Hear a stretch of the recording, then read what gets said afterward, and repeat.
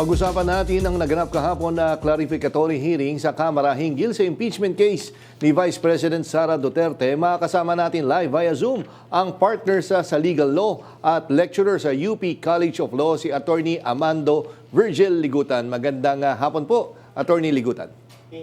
Jack, magandang hapon. Yes, Attorney, una-una, di ba, hindi ako nagkakamali, tama, kasama kayo sa nagtaguyod or proponent na itong fourth impeachment complaint, tama po ba? Yeah, kami yung lead counsel ng Sabanya et al. Complaint. Yung one of the two remaining impeachment complaints against the Vice President, Jack Sacanina. Okay, Attorney, una-una, anong reaction nyo doon sa nangyari? Are you satisfied kung paano, yung flow nung nangyaring hearing kahapon? So siguro yung sagot doon, no, between yung prosecution kami at saka yung depensa, we did not lose sleep. Sarap ng tulog namin kagabi, siguro yung depensa hindi. So yun yung indication na we are very much satisfied, Jack, as to ano yung nangyari kahapon, Jack. Ano po sa tingin nyo yung pinaka talagang that really caught your attention doon sa mga pahayag kahapon ni Ramil Madriaga? Yung detalye, detalye, di ba? Parang for me, the stage was set eh. You know, itong palagi kong sinasabi, napaka-bold ng strategy ng depensa na to the point na sasabihin ng Vice President under oath na hindi niya kilala professionally or personally si Madriaga. I was surprised, nakakasurpresa yun.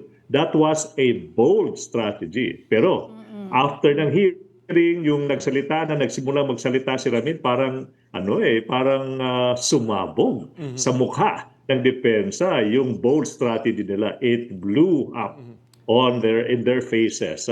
It blew up big time. Kasi napaka-klaro naman na do you think si Madriaga magsisinungaling to that extent with all the details sa affidavit niya?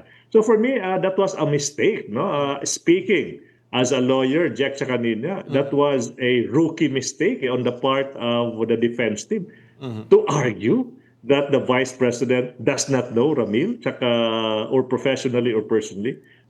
Mali yun, mali. So napakaklaro na may isang tao yung nagsisinungaling. No? So between Sara Zimmerman Duterte tsaka Ramil Madriaga, definitely hindi si Ramil Madriaga yung nagsisinungaling, Jack. And Attorney, nagulat ba kayo sa lawa, kumbaga kung gaano kalalim, no, partner, yung nalalaman ni Ramil Madriaga, kumbaga doon pa lang sa tatay, no? Parang nagsisilbi na siya. Nagulat ba kayo, sir? Bago ba netong hearing na to, nakausap nyo itong si Ramil Madriaga? Alam ko yung sasabihin niya kasi parang may mga information na as to ano yung mga sasabihin. Ano yung sasabihin ni Ramil Madriaga. So, alam ko yung mga detalye na sasabihin niya. Pero, nakakagulat pa rin, Jack, as to yung pag-deliver na niya. Parang iba pa rin yung maririnig mo first hand mula sa tao mismo. So, we are very much satisfied. Alam mo, Jack, sa kanina sinasabi namin you know, as a lawyer, no, you could just, yung preparation ng isang witness could only go so far. Pero kung yung tao nagsisinungaling, yung isang testigo nagsisinungaling, the first 2 minutes ng pagtitestigo, malalaman mo kaagad yun Pero pag na-sustain yung mga statement niya with details, walang pag-aanlinlangan, for more than an hour, for me, indication yan, Jack sa kanina, na yung tao, yung testigo, hindi nagsisinungaling. I've been practicing. Medyo matagal-tagal na rin yung practice ko, Jack sa kanina.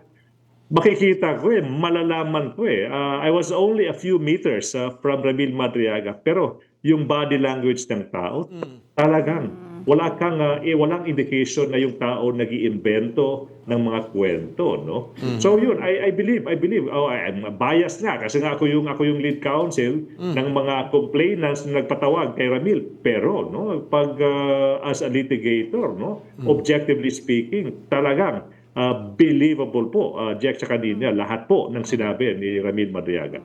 At saka yung pag-waive po niya ng bank secrecy law at inaalaw niyang buksan ang kanyang mga bank accounts. I think ito ay isang malaking dagok para sa kalaban po ninyo. Dahil kung nakita, na-trace yung mga pera na yun. I mean, he was buying mga motorcycles at 25 million.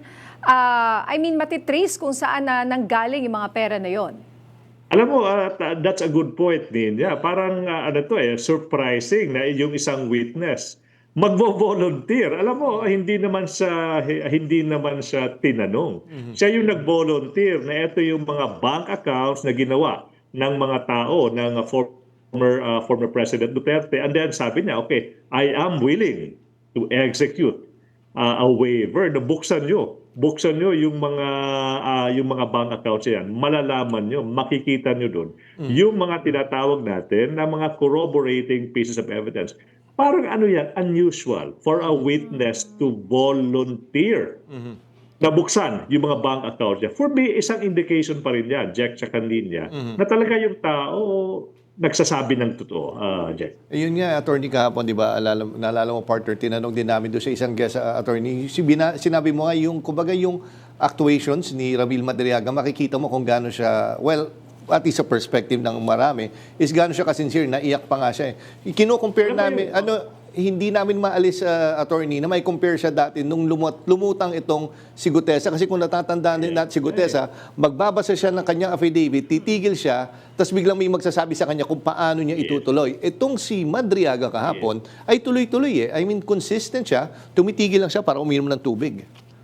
That's a keen observation, no? Tsaka he is available, unlike yung mga sinasabing mga star witnesses daw na naglalaho parang bula after masabi yung statement nila. Etong si Madriaga, he is available He is available So yun, malaking pagkakaiba, Jack, tsaka Nina, between Ramil Madriaga na umiyak, full of emotion, tsaka nag-sign pa ng waiver para buksan yung mga bank accounts niya. From those sinasabing mga witnesses na sinasabi daw mga star witnesses or yung mga controversies involving the flood control project. Nako, ang laki po ng pagkakaiba between this guy at those purported star witnesses, Jack. Ano po ang inaasahan natin sa susunod na hearing? Ito bang mga bank accounts ay pwede nang buksan dito sa hearing na ito or sa Senado pa yan mangyayari? Yung pinasabina niya yung sa AMLAC Pero kahit hindi ipasabina yung mga bank accounts, kahit yung AMLAC yung ipapasabina, malalaman at makikita pa rin ng publiko yung mga nilalaman ng mga tinatawag natin ng mga question transactions involving yung Vice President saka yung husband niya saka yung immediate family niya. So, yun. So, ito po ay isang bagay na dapat subaybayan ng ating mga kababayan. Pero for me, Nina, kahapon, after how many hours, sabi ko, probable cause. Nako, achieve na po yung probable cause kahapon pa lang, Ramil Madriaga. Saka may isang testimony doon, Nina, yung NBI, sinasabi ng NBI, na out of 36 pa lang yan sample na mga DEPs, nakakitaan na ng sinasabing 7 groups. 7 grupo po ng mga dokumento ay gawa lang ng isang grupo ng tao. So, paano may explain yan? Fictitious names na nga, isang grupo pa. Yung sumulat sa mga detalye doon. So, isang bagay na siguro dapat i-highlight. At saka yung pangalawa, Jack, sa kanina, sabi kasi ng mga supporters ng Vice President, clear na siya. Na-clear na siya ng COA. Mali po yun. Sabi ng COA, they already decided with finality. Sabi ng COA, nagkamali po yung Vice President, dapat isauli yung 78 million ata yun, 78 million pesos.